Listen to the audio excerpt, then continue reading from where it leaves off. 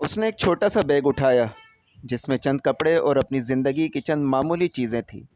کمرے سے نکلنے سے پہلے اس نے ایک نظر اپنی ماں زارا پر ڈالی۔ زارا سو رہی تھی۔ تہمینہ کی آنکھوں میں آنسو آ گئے۔ اس نے آہستہ سے سرگوشی کی، امی مجھے معاف کر دینا۔ پھر وہ خاموشی سے گھر سے نکل گئی۔ اگلی صبح گھر میں قیامت برپا تھی۔ تہمینہ کہاں ہے؟ گلخان کی گرجدار آواز پورے گھر میں گونج رہی تھی۔ تمام لڑکیاں خوف سے سہم گئی تھیں۔ زارا کا چہرہ زرد پڑ چکا تھا۔ کشمالہ خاموش کھڑی تھی۔ افراسیاب نے پورا گھر چھان مارا تھا۔ ابا وہ کہیں نہیں مل رہی۔ گلخان کی آنکھوں میں خون اتر آیا۔ اس کا مطلب ہے وہ بھاگ گئی ہے۔ کمرے میں سناٹا چھا گیا۔ اگلے ہی لمحے گلخان کا غصہ زارا پر ٹوٹ پڑا۔ یہ سب تیری وجہ سے ہوا ہے۔ زارا کی لرزتی ہوئی آواز نکلی۔ میں نے کیا کیا ہے؟ گلخان غرایا۔ تو نے اپنی بیٹیوں کی تربیت ٹھیک سے نہیں کی، ذلیل عورت۔ گلخان نے اسے سخت الفاظ میں ڈانٹا اور گھر کی دوسری عورتوں کو بھی خوفزدہ کرنا شروع کر دیا۔ تمام بیٹیاں دیوار کے ساتھ سمٹی کھڑی تھیں۔ کسی کی ہمت نہیں تھی کہ ایک لفظ بول سکے۔ 2 دن بعد خبر ملی کہ تہمینہ نے کراچی جا کر وسیم سے شادی کر لی ہے۔ یہ خبر سنتے ہی گلخان کا غصہ مزید بڑھ گیا۔ اسی شام گھر میں ایک ہنگامی فیصلہ ہوا۔ گلخان چارپائی پر بیٹھا تھا۔ اس کے دائیں طرف افراسیاب اور بائیں طرف ولی بیٹھے تھے۔ سامنے زارا، کشمالہ اور تمام بیٹیاں سر جھکائے کھڑی تھیں۔ گلخان نے غصے سے کہا، آج کے بعد اس گھر میں کوئی لڑکی اکیلے چھت پر نہیں جائے گی۔ کشمالہ بولی، جی۔ کسی کھڑکی کے قریب نہیں جائے گی۔ کشمالہ نے پھر اس کی ہاں میں ہاں ملاتے ہوئے کہا، جی اچھا۔ اور اگر کسی کے بارے میں ذرا سی بھی شکایت ملی تو یاد رکھنا، نتیجہ اچھا نہیں ہوگا۔ تمام لڑکیاں خاموش رہیں۔ چند دن بعد محلے میں لوگ تہمینہ کی باتیں کر رہے تھے۔ کوئی اسے قصوروار کہتا، کوئی گلخان کی سختیوں کو ذمہ دار ٹھہراتا۔ ایک بزرگ پڑوسی نے آہستہ سے کہا، بچیوں کو بہت زیادہ قید میں رکھو گے تو وہ گھر کو جیل سمجھنے لگیں گی۔ مگر گلخان سننے کو تیار نہیں تھا۔ اس کے نزدیک قصور صرف تہمینہ کا تھا۔ لاہور میں ایک رات افراسیاب غصے سے بولا، ابا اگر وہ کبھی نظر آ گئی تو؟ گلخان کی آنکھیں سخت ہو گئیں۔ جس دن وہ اور اس کا شوہر میرے سامنے آئے، میں ان دونوں کو گولی مار دوں گا۔ کمرے میں خاموشی چھا گئی۔ کراچی پہنچتے پہنچتے شام ہو چکی تھی۔ وسیم نے محمود آباد کے ایک پرانے سے محلے میں 2 کمروں کا ایک چھوٹا سا کرائے کا گھر لے لیا۔ گھر سادہ سا اور پرانا تھا۔ دیواروں کا پلستر کئی جگہ سے اکھڑا ہوا تھا اور فرش بھی پرانا تھا، مگر تہمینہ کے لیے یہ جگہ کسی محل سے کم نہیں تھی۔ وسیم گھر سے اپنے باپ کے دراز سے 3 لاکھ روپے چرا کر لایا تھا۔ ان میں سے 50,000 روپے مکان کے ایڈوانس میں چلے گئے تھے، جبکہ تقریباً 10,000 روپے لاہور سے کراچی تک کے سفر اور دیگر اخراجات میں خرچ ہو چکے تھے۔ رات کے 8 بج رہے تھے۔ تہمینہ فرش پر بیٹھی گھر کا جائزہ لے رہی تھی کہ وسیم بولا، تم بیٹھو، میں ہوٹل سے کھانا لے آتا ہوں۔ تہمینہ نے فوراً کہا، جلدی آنا۔ وسیم بولا، بس 20 منٹ میں آیا۔ وسیم گھر سے نکل گیا۔ عجیب سی خاموشی تھی، مگر اس خاموشی میں خوف کم اور سکون زیادہ تھا۔ تقریباً 20 منٹ بعد دروازے پر دستک ہوئی۔ وسیم واپس آ چکا تھا۔ کیا لائے ہو؟ تہمینہ نے پوچھا۔ وسیم نے تھیلا اٹھا کر دکھایا، سبزی لایا ہوں اور ساتھ میں چائے بھی۔ گھر میں میز تو تھی نہیں۔ دونوں نے زمین پر ایک پرانا اخبار بچھایا اور اسی پر کھانا رکھ کر بیٹھ گئے۔ کچھ دیر بعد خاموشی سے کھانا کھاتے رہے۔ پھر تہمینہ نے دھیرے سے پوچھا، وسیم ابا اور بھائیوں کو پتہ تو نہیں چلے گا نا کہ ہم یہاں ہیں؟ وسیم نے اس کی طرف دیکھا۔ تہمینہ کی آنکھوں میں خوف صاف نظر آ رہا تھا۔ اگر انہیں بھنک بھی پڑ گئی تو وہ ہم دونوں کو مار دیں گے۔ وسیم نے نرمی سے اس کا ہاتھ تھام لیا۔ میری جان فکر نہ کرو، میں ہوں نا تمہارے ساتھ۔ مگر وسیم نے اس کی بات کاٹتے ہوئے بولا، کراچی اتنا بڑا شہر ہے، ہمیں ڈھونڈنا آسان نہیں ہے۔ تہمینہ نے ایک گہرا سانس لیا۔ اسے پہلی بار لگا کہ شاید زندگی واقعی بدل سکتی ہے۔ کھانے کے بعد اس نے ایک کپ میں چائے ڈالا اور کپ وسیم کی طرف بڑھاتے ہوئے بولی، یہ لو۔ وسیم نے مسکرا کر پوچھا، تم چائے نہیں پیو گی؟ وہ بولی، نہیں۔ وسیم نے پوچھا، کیوں؟ تہمینہ بولی، ہمارے گھر میں شروع سے بغیر دودھ والی چائے بنتی تھی، مجھے وہی پسند ہے۔ وسیم ہنس پڑا، چلو اچھا ہے، اب دودھ کی بچت ہوگی۔ تہمینہ بھی برسوں بعد دل کھول کر مسکرائی، اگلی صبح 6 بجے تہمینہ کی آنکھ کھل گئی۔ وسیم ابھی سو رہا تھا۔ تہمینہ آہستہ سے اٹھی اور کھڑکی کے پاس جا کر کھڑی ہو گئی۔ باہر گلی میں زندگی جاگ رہی تھی۔ دودھ والا سائیکل پر جا رہا تھا۔ ایک خاتون اپنے گھر کے باہر جھاڑو لگا رہی تھی۔ کچھ بچے اسکول کی تیاری کر رہے تھے۔ تہمینہ خاموشی سے یہ سب دیکھتی رہی۔ آج اسے کھڑکی کے باہر دیکھتے ہوئے عجیب سا سکون محسوس ہو رہا تھا۔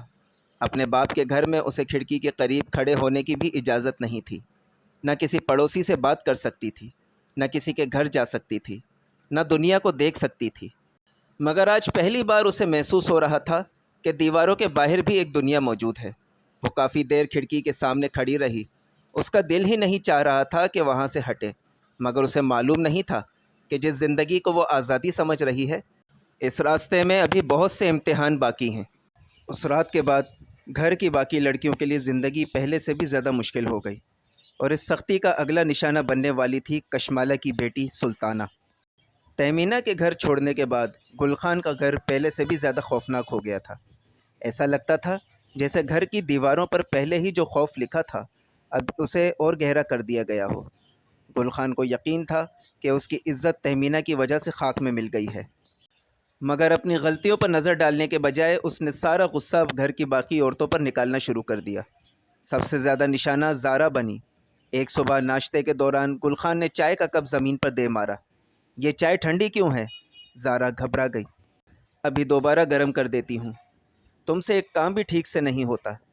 پورے گھر کے سامنے اس کی بے عزتی کی گئی۔ بیٹیاں خاموش سر جھکائے کھڑی رہیں۔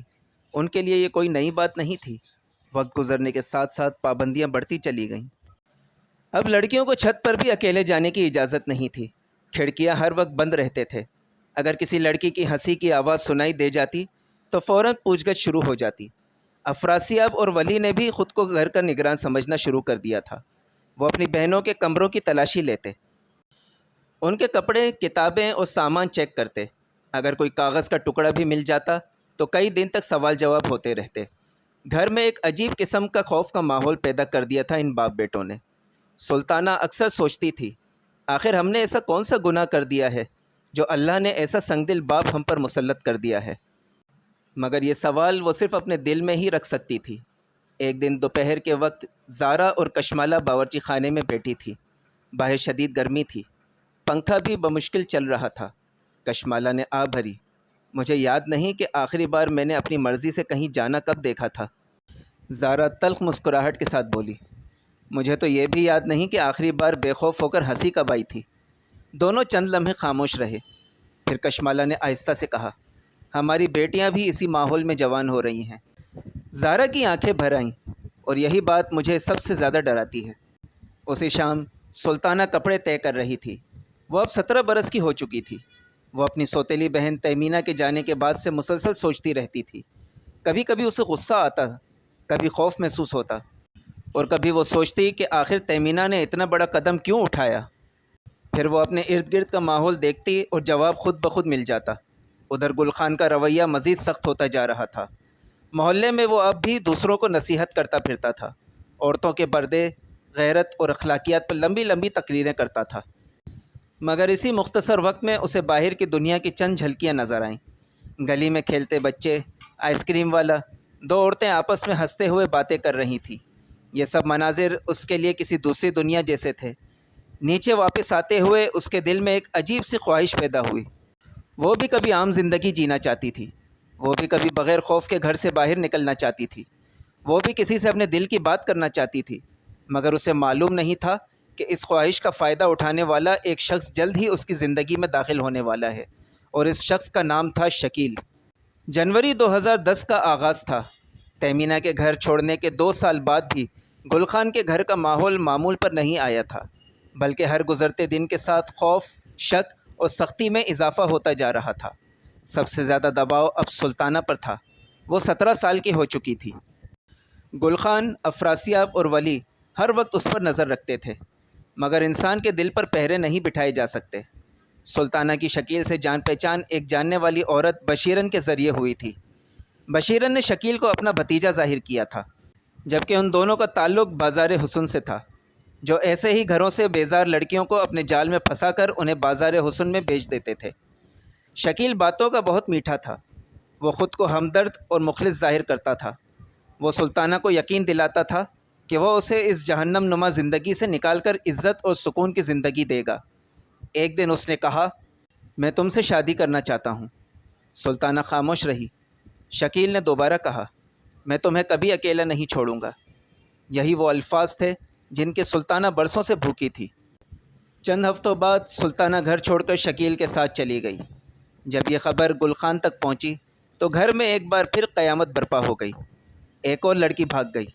گل خان کی چیخ پورے گھر میں گونج اٹھی۔ افراسیاب نے دیوار پر مکہ مارا۔ ولی غصے سے کانپ رہا تھا۔ گھر کی تمام عورتیں خوف سے ایک کونے میں سمٹ گئیں۔ گل خان کی نظریں سیدھی کشمالہ پر جا کر رکیں۔ یہ سب تیری وجہ سے ہوا ہے۔ کشمالہ کی آنکھوں میں آنسو آ گئے۔ میں نے کیا کیا ہے؟ گل خان غرایا، تو نے اپنی بیٹیوں کی صحیح تربیت نہیں کی، اسی لیے میں گھبراتا تھا بیٹیوں کو پیدا کرنے سے۔ کشمالہ کچھ کہنا چاہتی تھی مگر الفاظ اس کے گلے میں اٹک گئے۔ گل خان مسلسل اسے مورد الزام ٹھہراتا رہا۔ گھر کا ماحول کئی دن تک سوگ اور خوف میں ڈوبا رہا۔ ادھر سلطانہ کو شروع کے چند دنوں تک لگا کہ شاید اس کی زندگی واقعی بدل گئی ہے۔ شکیل اس سے نرمی سے پیش آتا تھا، اسے خواب دکھاتا تھا، مگر جلد ہی اس کا اصل چہرہ سامنے آنے لگا۔ وہ اکثر کئی گھنٹے غائب رہنے لگا۔ اس کے جواب بدلنے لگے، اور ایک دن وہ سلطانہ کو یہ کہہ کر ایک اجنبی مکان میں لے گیا کہ وہاں کچھ دن رہنا ہوگا۔ سلطانہ کو کچھ عجیب محسوس ہوا۔ یہ جگہ کون سی ہے؟ اس نے پوچھا۔ شکیل نے نظریں چرائیں۔ فکر نہ کرو، سب ٹھیک ہے۔ مگر سب ٹھیک نہیں تھا۔ بہت جلد سلطانہ کو معلوم ہو گیا کہ شکیل نے اس کے اعتماد اور مجبوری کا فائدہ اٹھایا تھا۔ وہ اسے دھوکے سے ایک ایسے شخص کے حوالے کر چکا تھا جو عورتوں سے جسم فروشی کا دھندا کرواتا تھا۔ وہ لڑکیوں کا دلال تھا، ساکا کنجر۔ سلطانہ پر جیسے آسمان ٹوٹ پڑا۔ اسے پہلی بار احساس ہوا کہ جس شخص کو وہ نجات دہندہ سمجھ رہی تھی، وہ دراصل اس کی زندگی کی سب سے بڑی تباہی بن گیا تھا۔ ادھر لاہور میں گل خان کا غصہ انتقام میں بدل چکا تھا۔ وہ ہر آنے جانے والے کے سامنے یہی کہتا، میری دونوں بیٹیوں نے میری عزت کو ملیہ میٹ کر دیا۔ مگر محلے کے کچھ لوگ اب سرگوشیوں میں دوسری بات بھی کرنے لگے تھے۔ اگر گھر میں اتنی گھٹن نہ ہوتی تو شاید لڑکیاں بھاگنے کا سوچتی بھی نہ۔ خوف سے گھر تو چل سکتا ہے، خاندان نہیں۔ مگر گل خان یہ بات سننے کے لیے تیار نہیں تھا۔ اسے یقین تھا کہ قصور ہمیشہ دوسروں کا ہوتا ہے۔ کبھی اس نے یہ سوچنے کی کوشش نہیں کی کہ شاید اس کی اپنی سختیوں نے ان راستوں کو جنم دیا تھا جن پر چل کر اس کی بیٹیاں تباہی کے کنارے تک پہنچ گئی تھیں، اور اب تقدیر اس خاندان کے لیے ایک فیصلہ کن موڑ تیار کر رہی تھی۔ اکتوبر 2010 کی ایک شام تھی۔ لاہور کی کچی آبادی میں واقع گل خان کا گھر پہلے جیسا نہیں رہا تھا۔ تہمینہ برسوں پہلے گھر چھوڑ چکی تھی۔ سلطانہ کی زندگی بھی تباہ ہو چکی تھی۔ زارا اور کشمالہ وقت سے پہلے بوڑھی ہو چکی تھیں۔ باقی بیٹیاں خاموش اور خوفزدہ زندگی گزار رہی تھیں، اور گل خان اب بھی یہی سمجھتا تھا کہ دنیا کے تمام قصور دوسروں کے ہیں۔ مگر اسی دوران ایک ایسا واقعہ پیش آیا جس نے پورے محلے کو ہلا کر رکھ دیا۔ محلے میں ایک بچے کے ساتھ جنسی زیادتی کی شکایت سامنے آئی۔ پولیس نے تحقیقات شروع کی۔ تمام محلے والوں کے ڈی این اے سیمپل لیے گئے۔ چند ہفتوں کی تفتیش کے بعد ڈی این اے گل خان سے میچ ہو گئے۔ جب پولیس اسے گرفتار کرنے پہنچی تو اس نے فرار ہونے کی کوشش کی، مگر وہ زیادہ دور نہ بھاگ سکا۔ پولیس نے اسے پکڑ لیا۔ محلے کے لوگ حیران تھے۔ وہی شخص جو برسوں سے دوسروں کو غیرت، پردہ اور اخلاقیات کے درس دیتا پھرتا تھا، آج خود ایک سنگین جرم میں گرفتار ہو چکا تھا۔ مقدمہ کئی ماہ تک چلتا رہا۔ عدالت میں شواہد پیش ہوئے، گواہوں کے بیانات قلم بند ہوئے۔ بالآخر 13 جنوری 2012 کو عدالت نے جرم ثابت ہونے پر گل خان کو قانون کے مطابق 20 سال قید کی سزا سنائی۔ عدالت کے فیصلے کے بعد پورے محلے میں ایک ہی بات ہو رہی تھی، اپنی عورتوں کو 7 پردوں کے پیچھے چھپانے والا اپنے کردار کی حفاظت نہ کر سکا۔ ایک دن زارا عدالت سے واپس آ رہی تھی۔ اس کے ساتھ کشمالہ بھی تھی۔ دونوں خاموش تھیں۔ کافی دیر بعد کشمالہ نے آہستہ سے کہا، اگر گھر میں ہماری بیٹیوں کو محبت، اعتماد اور عزت ملی ہوتی تو شاید آج وہ ہمارے ساتھ ہوتی، اس طرح گھر سے نہ بھاگتی۔ زارا کی آنکھوں میں آنسو آ گئے۔ ہم نے اپنی بیٹیوں کو اسی دن کھو دیا تھا جس دن ان سے جینے کا حق چھین لیا گیا تھا۔ کچھ عرصے بعد گھر کے حالات بدلنے لگے۔ بڑی بیٹیاں چھوٹی بہنوں کو پڑھانا شروع کر دیتی ہیں۔ پہلی بار اس گھر میں خوف سے زیادہ امید کی بات ہونے لگتی ہے۔ وہ گھر جو کبھی قید خانہ تھا، آہستہ آہستہ سانس لینا سیکھنے لگتا ہے۔ اس کہانی کا سبق یہ نہیں کہ ہر گھر سے بھاگنے والی لڑکی درست فیصلہ کرتی ہے، اور نہ ہی یہ کہ گھر والوں کی ہر فکر غلط ہوتی ہے، بلکہ سبق یہ ہے کہ اولاد کو اتنی سخت زنجیروں میں قید نہ کیا جائے کہ وہ گھر کو اپنی پناہ گاہ نہیں بلکہ جیل سمجھنے لگے۔ تربیت محبت، اعتماد اور انصاف سے ہوتی ہے۔ خوف وقتی خاموشی تو پیدا کر سکتا ہے، مگر دلوں میں نفرت اور بغاوت بھی پیدا کر دیتا ہے، اور جب ایک باپ اپنی اولاد پر رحم کرنا چھوڑ دے تو اکثر زندگی اسے اپنے اعمال کا حساب ضرور دیتی ہے۔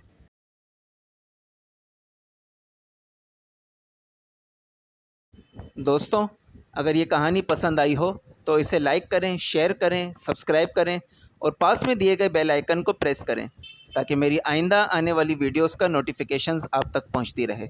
شکریہ۔